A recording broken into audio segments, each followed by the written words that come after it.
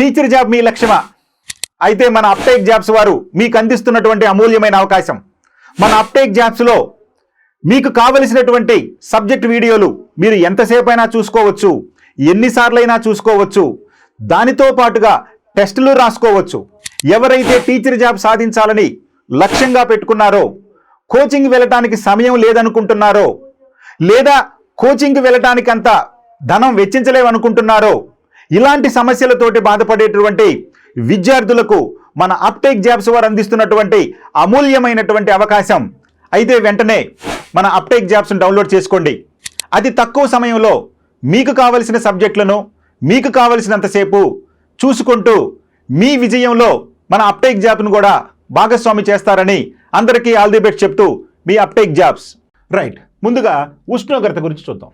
ఎందుకంటే శీతోష్ణ స్థితిలోని అంశాలంటే ఏం చెప్పుకున్నాము? ఉష్ణోగ్రత, ఆర్ద్రత, అవపాతం, మేఘావృతమైన స్థితి, ఇలా చెప్పుకున్నాం కదా. అందులో మొదటిది ఉష్ణోగ్రత. సాధారణంగా శీతోష్ణ పరిస్థితులన్నిటికీ మూలాధారం ఏంటి అంటే ఈ ఉష్ణోగ్రతే. ఈ ఉష్ణోగ్రతను బట్టే మిగిలినటువంటి వాతావరణ పరిస్థితులన్నీ కూడా ఆధారపడి ఉంటాయి. ఎక్కువ ఉష్ణోగ్రత ఉందనుకోండి, ఏమవుతుందండి? ఎక్కువ ఉష్ణోగ్రత ఉండటం వలన వాతావరణం వేడెక్కినటువంటి వాతావరణం తేలికై వ్యాకోచించింది పైకి వెళ్ళిపోతుంది. ఎప్పుడైతే వాతావరణం వేడెక్కి వ్యాకోచం చెంది తేలికై పైకి వెళ్ళిపోతుందో అక్కడ అల్పపీడనం అనేది ఏర్పడుతుంది. ఎప్పుడైతే అల్పపీడనం ఏర్పడుతుందో ఆ అల్పపీడనాన్ని విస్తరించడం కోసం అధిక పీడనం నుంచి గాలులు ఆ ప్రాంతానికి వస్తూ ఉంటాయి. మరి వచ్చే గాలులు మార్గ మధ్యంలో ఉన్నటువంటి నీటి ఆవిరిని తీసుకుని వచ్చినాయి అనుకోండి, అక్కడ మేఘాలు ఏర్పడే అవకాశం ఉంటుంది. మేఘాలు ఏర్పడినాయి అనుకోండి, వర్షపాతం లేదా అవపాతం సంభవించే అవకాశం ఉంటుంది. వీటన్నిటికీ మూలం ఏంటయ్యా అంటే ఉష్ణోగ్రత. అంటే ఉష్ణోగ్రత అనేది అత్యంత ప్రధానం. అందుకని మనకి ప్రధానమైన శక్తి వనరు ఎవరండి? మనకి సూర్యుడు. సూర్యుడే కనుక లేకపోతే మన ఈ విశ్వంలో ఉన్నటువంటి ఏది కూడా జీవించి ఉండేది అవకాశం లేదు. అందుకని సూర్యుడే మనకి ప్రధానమైన ఆధారమైనటువంటి వనరు అని మనం గుర్తుపెట్టుకోవాలి. రైట్, ఇప్పుడు ఉష్ణోగ్రత గురించి చూద్దాం. వేసవిలో రాజస్థాన్ ఎడారిలోని కొన్ని ప్రాంతాలలో ఉష్ణమాపకంలోని పాదరసం అప్పుడప్పుడు 50 డిగ్రీల సెంటీగ్రేడ్ను తాగుతుంది. అంతే కదా, చెప్పుకున్నాం. వాయువ్య ప్రాంతంలో మనకి ఎడారి ప్రాంతం ఉంది, అధిక ఉష్ణోగ్రత నమోదవుతుంటాయి. కొన్ని సందర్భాల్లో ఆ ఉష్ణోగ్రతలు 50 డిగ్రీల సెంటీగ్రేడ్ను కూడా తాగుతాయి అని చెప్పి పేర్కొనడం జరిగింది. అయితే జమ్మూ కాశ్మీర్లోని పహల్గామ్లో 20 డిగ్రీల సెంటీగ్రేడ్గా ఉంటుంది. మరి అదే సమయంలో జమ్మూ కాశ్మీర్లోని పహల్గామ్ ప్రాంతంలో 20 డిగ్రీల సెంటీగ్రేడ్గా కంటే కూడా ఎక్కువ ఉష్ణోగ్రత ఉండదు. మరి శీతాకాలపు రాత్రుల్లో జమ్మూ కాశ్మీర్లోని ద్రాస్ సెక్టార్లో -45 డిగ్రీల సెంటీగ్రేడ్ వరకు ఉంటుంది.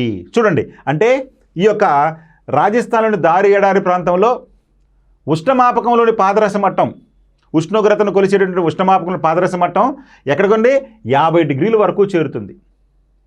అదే సమయంలో జమ్మూ కాశ్మీర్లో మరొక ప్రాంతంలో ఉన్నటువంటి పహల్గామ్ ప్రాంతంలో 20 డిగ్రీల సెంటీగ్రేడ్గా నమోదవుతుంది ఉష్ణోగ్రత.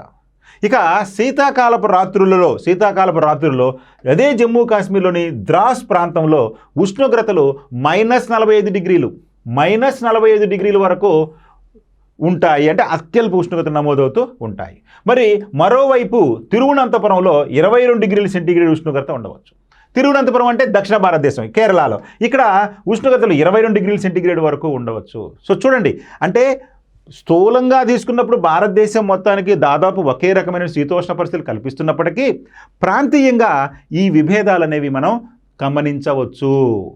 రైట్, ఇక కొన్ని ప్రదేశాలలో పగలు రాత్రి ఉష్ణోగ్రతల మధ్య చాలా వ్యత్యాసం ఉంటుంది.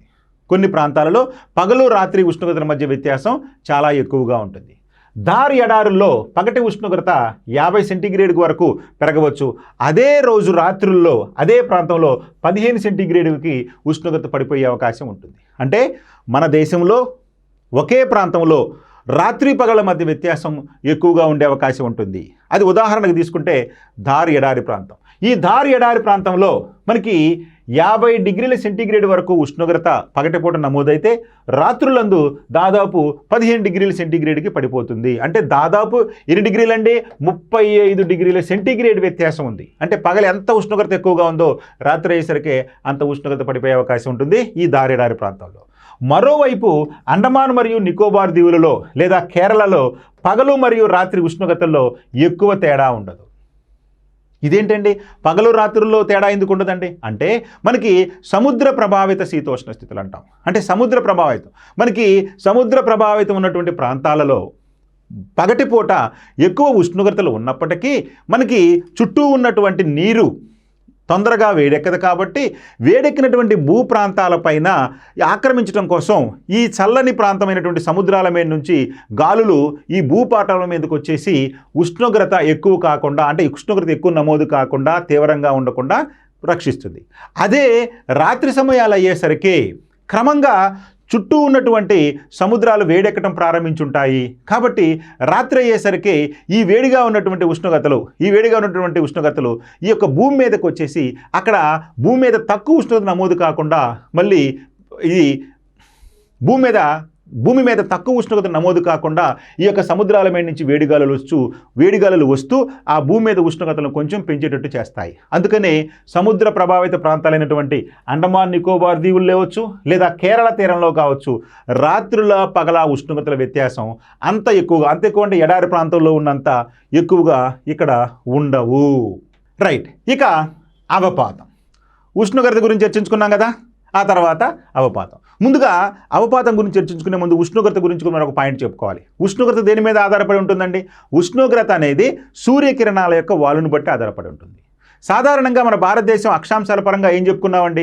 8.4 డిగ్రీల ఉత్తర అక్షాంశం నుంచి 37.6 డిగ్రీల ఉత్తర అక్షాంశం వరకు మన భారతదేశం విస్తరించింది. అంటే మన భారతదేశం మధ్య గుండా 23.5 డిగ్రీల ఉత్తర అక్షాంశం నుండి కర్కట రేఖ పోతూ ఉంది. కాబట్టి ఉష్ణోగ్రతలు మన భారతదేశంలో దక్షిణ భారతదేశంలోనూ అదేవిధంగా ఉత్తర భారతదేశంలో ప్రధానంగా ఒకే రకంగా ఉష్ణోగ్రతలు నమోదవుతూ ఉంటాయి అని అనుకుంటాం. కానీ మనకి జమ్మూ కాశ్మీర్ ప్రాంతంలో, అంటే హిమాలయ పర్వత ప్రాంతాలలో ఉష్ణోగ్రత నమోదు తక్కువగా ఉంటుంది. ఇక ఈ యొక్క కర్కట రేఖను అనుకొని ఉన్నటువంటి ఈ దక్షిణ భారతదేశంలో కానీ అదేవిధంగా ఉత్తర మైదాన ప్రాంతాల్లో కానీ మనకి ఉష్ణోగ్రతలు కొంత ఎక్కువగానే నమోదవుతూ ఉంటాయి. అందుకనే మన భారతదేశం అక్షాంశాల పరంగా తీసుకున్నప్పుడు దక్షిణ భారతదేశం ఉష్ణమండలంలోనూ ఉత్తర భారతదేశం సమశీతోష్ణ మండలంలోనూ విస్తరించి ఉన్నప్పటికీ మన భారతదేశంలో ఉష్ణోగ్రతలు కొంత ఎక్కువగానే నమోదవుతూ ఉంటాయి అని చెప్పి మనం గ్రహించాలి. కానీ అక్షాంశాల పరంగా మన భారతదేశం దక్షిణ భారతదేశం ఉష్ణమండలంలోనూ ఉత్తర భారతదేశం సమశీతోష్ణ మండలంలోనూ ఉంది. అయితే సూర్యకిరణాల యొక్క వాలును బట్టే ఈ ఉష్ణోగ్రత తీవ్రత అనేది ఆధారపడి ఉంటుంది. అంతేకాదు ఈ ఉష్ణోగ్రత తీవ్రత సూర్యకిరణాల యొక్క వాలులతో పాటు ఇందాక మనం చెప్పుకున్నాం సముద్ర ప్రభావిత ప్రాంతాలు, ఎత్తైనటువంటి ప్రాంతాలు, ఇవి కూడా ఉష్ణోగ్రతను ప్రభావితం చేస్తాయి. కాబట్టే కేరళ మరియు అండమాన్ నికోబారు వంటి ప్రాంతాలు ఉష్ణమండలంలో ఉన్నప్పటికీ మనకి పగలు రాత్రుల మధ్య వ్యత్యాసం అంత ఎక్కువగా అక్కడ నమోదు అవ్వదు. ఇవన్నీ మనం గుర్తుపెట్టుకోవాలండి. రైట్, ఇప్పుడు మనం అవపాతం గురించి చూద్దాం. అవపాతం యొక్క రూపం మరియు రకాలు మాత్రమే కాకుండా దాని మొత్తం మరియు కాలానుగుణ పంపిణీలో కూడా వైవిధ్యాలు ఉన్నాయి. ఇంతకీ అవపాతం అంటే ఏంటండి? అవపాతం అంటే ప్రెసిపిటేషన్ లేదా రెయిన్ఫాల్, అంటే వర్షపాతము అంటాం లేదా అవపాతం అంటాం. ఇవి అవపాతంలోనే అనేక రకాలు ఉన్నాయి. అయితే అవపాతం యొక్క రూపం మరియు రకాలు మాత్రమే కాకుండా దాని మొత్తం మరియు కాలానుగుణ పంపిణీలో కూడా వైవిధ్యాలు ఉన్నాయి. అంటే మన భారతదేశంలో ఈ అవపాతానికి సంబంధించి వైవిధ్యాలు ప్రస్ఫుటంగా కనిపిస్తాయి. అవేంటంటే మనకి పశ్చిమ కనుమలు ప్రాంతాల్లో తీసుకుంటే 200 సెంటీమీటర్ల కంటే ఎక్కువ వర్షపాతం, ఈశాన్య భారతదేశంలో తీసుకుంటే 200 కంటే ఎక్కువ సెంటీమీటర్ల వర్షపాతం, అదే జమ్మూ కాశ్మీర్లో తీసుకుంటే 10 సెంటీమీటర్ల కంటే తక్కువ వర్షపాతం, అదేవిధంగా రాజస్థాన్లోని ధార్ ఎడారి ప్రాంతాలు తీసుకుంటే 10 సెంటీమీటర్ల కంటే తక్కువ వర్షపాతం, ఇలా మధ్య భారతదేశం తీసుకుంటే 50 నుంచి 100 సెంటీమీటర్ల లోపు వర్షపాతం. ఇలా మన భారతదేశంలో వర్షపాత విస్తరణలో వైవిధ్యం అనేది ప్రస్ఫుటంగా కనిపిస్తుంది. ఇక హిమాలయాల ఎగువ ప్రాంతాల్లో అవపాతం ఎక్కువగా హిమపాతం రూపంలో ఉండగా, చూడండి మరి ఇక్కడ ఏముంటుంది? అవపాతంలో హిమపాతం అనేది, మంచు పడటం అనేది ఒక అవపాత రూపం. మరి ఈ మంచు పడటం అనేది హిమాలయ పర్వత ప్రాంతాల్లో మనకి ఏ రకంగా ఉంటుందంటే హిమపాతం రూపంలో ఉంటుంది. అంటే అవపాతం అనేది హిమాలయ పర్వత ప్రాంతాల్లో ఏ రూపంలో ఉంటుందంటే మంచు రూపంలో ఉంటుంది. అంటే అవపాతం అనేది నీటి బిందువుల రూపంలో పడవచ్చు, మంచు కణాల రూపంలో పడవచ్చు, లేదా తుంపర్ల రూపంలో కూడా పడవచ్చు. వీటన్నింటిని మనం అవపాత రకాలు అంటాం. మరి హిమాలయ పర్వత ప్రాంతాల్లో అవపాతం ఏ విధంగా ఉంటుందంటే హిమపాతం రూపంలో ఉంటుంది, మంచు కణాలు పడుతూ ఉంటాయి. దేశంలోని మిగిలిన ప్రాంతాల్లో వర్షం రూపంలో అంటే నీటి బిందువుల రూపంలో ఉంటుంది ఈ అవపాతం.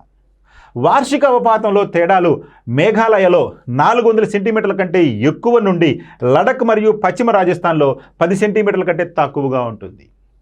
ఈ మేఘాలయలో 400 సెంటీమీటర్లు అన్నాం కదండి. మేఘాలయ ప్రాంతంలో మనకి చిరపుంజి, మ్యాసిన్రామ్ వంటి 2 ప్రాంతాలు ఉన్నాయి. మ్యాసిన్రామ్, చిరపుంజి. మ్యాసిన్రామ్ ప్రపంచంలోకే అత్యధికంగా వర్షపాతం పొందే ప్రాంతం, ఆ తర్వాత చిరపుంజి ప్రాంతాలు. ఇవి 2 మేఘాలయ రాష్ట్రంలో ఉన్నాయి. ఇక్కడ దాదాపు సంవత్సరంలో ప్రతిరోజు వర్షం ఉంటుంది. అందుకని ఇక్కడ సరాసరి వర్షపాతం 400 సెంటీమీటర్ల కంటే ఎక్కువ అని చెప్తున్నాడు.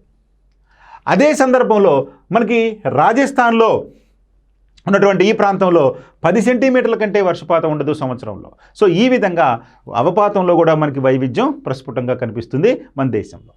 ఇక దేశంలోని చాలా ప్రాంతాలు జూన్ నుండి సెప్టెంబర్ వరకు వర్షం పొందుతాయి. మన దేశంలో అత్యధికంగా వర్షపాతం నైరుతి ఋతుపవన కాలంలో సంభవిస్తుంది. ఆ నైరుతి ఋతుపవన కాలం జూన్ నుండి సెప్టెంబర్ వరకు ఉంటుంది. జూన్ నుండి సెప్టెంబర్ వరకు వర్షం ఉంటుంది. ఎక్కువ ప్రాంతం, భారతదేశంలో అత్యధిక ప్రాంతం జూన్ నుండి సెప్టెంబర్ వరకు అధికంగా వర్షపాతం పొందుతుంది. అదే నైరుతి ఋతుపవన కాలం. కానీ తమిళనాడు తీరంలోని కొన్ని ప్రాంతాలలో అక్టోబర్, నవంబర్ నెలలో ఎక్కువగా వర్షాలు పడతాయి. అయితే చూడండి, మరి భారతదేశంలో అత్యధికంగా వర్షపాతం ఏ కాలంలో సంభవిస్తుందండి? నైరుతి ఋతుపవన కాలంలో సంభవిస్తుంది. అధికంగా వర్షపాతం నైరుతి ఋతుపవన కాలంలో సంభవిస్తుంది. నైరుతి ఋతుపవనాలు ఎలా వస్తాయండి? ఈ విధంగా భారతదేశానికి నైరుతి ఋతుపవనాలు వస్తూ ఉంటాయి.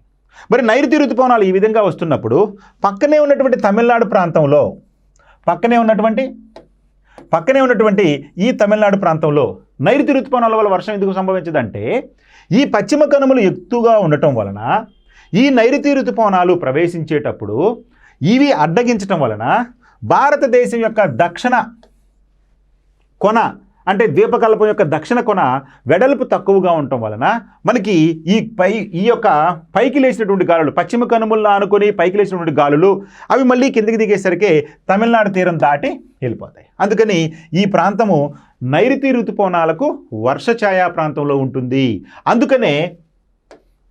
అందుకనే భారతదేశంలో అత్యధికంగా వర్షపాతం ఈ జూన్ సెప్టెంబర్ల మధ్య సంభవిస్తే తమిళనాడులో మాత్రం అక్టోబర్, నవంబర్లో సంభవిస్తుంది. మరి అక్టోబర్, నవంబర్ నెలలో తమిళనాడులో సంభవించే వర్షపాతం ఏ కాలానికి సంభవించిందయ్యా అంటే ఈశాన్య ఋతుపవనాలకు సంబంధించింది. అంటే భారతదేశంలో అత్యధికంగా వర్షపాతం ఈశాన్య ఋతుపవన కాలంలో సంభవించే ప్రాంతం ఏదయ్యా అంటే తమిళనాడు.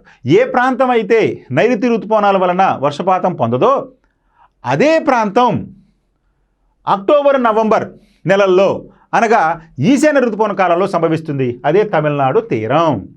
గుర్తుపెట్టుకోవాలి మీరు. ఇక సాధారణంగా తీర ప్రాంతాలు ఉష్ణోగ్రత పరిస్థితుల్లో తక్కువ వ్యత్యాసాలను కలిగి ఉంటాయి. చెప్పుకున్నాం, తీర ప్రాంతాలు ఉష్ణోగ్రత వ్యత్యాసంలో తక్కువ వ్యత్యాసాలు కలిగి ఉంటాయి చెప్పుకున్నాం కదా. ఎందుకంటే భూమి నీరు విభిన్న రీతిలో వేడెక్కి చల్లబడుతుంది కాబట్టి తీర ప్రాంతాలు ఈ యొక్క ఉష్ణోగ్రత వ్యత్యాసం అంత ఎక్కువగా ఉండదు.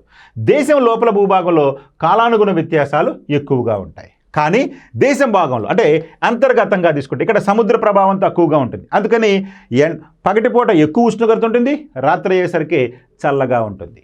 ఇప్పుడు మన తెలుగు రాష్ట్రాలే తీసుకుందాం. తెలంగాణ ప్రాంతం, ఆంధ్రప్రదేశ్ ప్రాంతం. ఆంధ్రప్రదేశ్, తెలంగాణ ప్రాంతాల వ్యత్యాసం ఏంటంటే ఆంధ్రప్రదేశ్ రాష్ట్రంలో పగటి రాత్రుల ఉష్ణోగ్రతల వ్యత్యాసాలు చాలా ఎక్కువగా ఉండవు. ఎందుకని? అది తీర ప్రాంతంలో ఉంది కాబట్టి. అదే తెలంగాణ ప్రాంతం తీసుకున్నాం అనుకోండి, పగటిపూట రాత్రిపూటలో ఉష్ణోగ్రతల వ్యత్యాసాలు చాలా ఎక్కువగా ఉంటాయి. కారణం ఏంటి? తెలంగాణ ప్రాంతం భూపరివేష్టిత ప్రాంతం, చుట్టూ జలభాగాలు ఉండవు. కానీ మన ఆంధ్రప్రదేశ్ తీసుకుంటే సముద్ర తీరం ఉంటుంది. సో కాబట్టి ఈ విధంగా ఖండాంతర్గత ప్రాంతాలలో పగటి రాత్రిపూట వ్యత్యాసాలు ఎక్కువగా ఉంటాయి. తీర ప్రాంతాల్లో పగలు రాత్రుల వ్యత్యాసాలు కొంత తక్కువగా ఉంటాయి. అంటే ఒకే అక్షాంశంలో ఉన్నప్పటికీ ఇలాంటి పరిస్థితులు మనం గమనించవచ్చు. Okay, right. ఇక ఉత్తర మైదానాలలో సాధారణంగా తూర్పు నుండి పడమర వైపుకు వెళ్ళే కొలది వర్షపాతం తగ్గుతుంది. ఇది వెరీ వెరీ వెరీ ఇంపార్టెంట్. చూడండి, ఉత్తర మైదానాలు ఏంటండి? ఇవి ఉత్తర మైదానాలు ఎట్నుంచండి? తూర్పు నుండి పడమరకు వెళ్ళే కొద్దీ ఏమవుతుందండి? తూర్పు నుండి పడమరకు వెళ్ళే కొద్దీ మనకి వర్షపాతం తగ్గుతుంది. మనం చెప్పుకున్నాం ఈశాన్య భారతదేశంలో వర్షపాతం ఎక్కువగా ఉంది. మరి వాయువ్య భారతదేశంలో ఎడారి ప్రాంతాలు వర్షం తక్కువగా ఉన్నాయి. ఇప్పుడు మనకి తూర్పు నుంచి పశ్చిమానికి వెళ్తున్నాం ఉత్తర భారతదేశంలో అంటే ఎడారి వైపుకి వెళ్తున్నట్టే కదా, కాబట్టి వర్షపాతం క్రమంగా తగ్గుతూ ఉంటుంది. ఈ వైవిధ్యాలు ప్రజల జీవితాల్లో వారు తినే ఆహారం, వారు ధరించే బట్టలు మరియు వారు నివసించే ఇళ్లపై కూడా ఈ వైవిధ్యాన్ని పెంచాయి.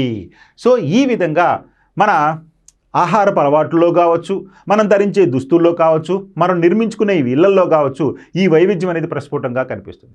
వర్షపాతం ఎక్కువగా ఉందనుకోండి, ఆ ప్రాంతాల్లో ఇంట్లో పైకప్పులు ఒక రకంగా వేస్తారు. వర్షపాతం అసలు లేదనుకోండి, ఇంట్లో పైకప్పులు ఒక రకంగా వేస్తారు.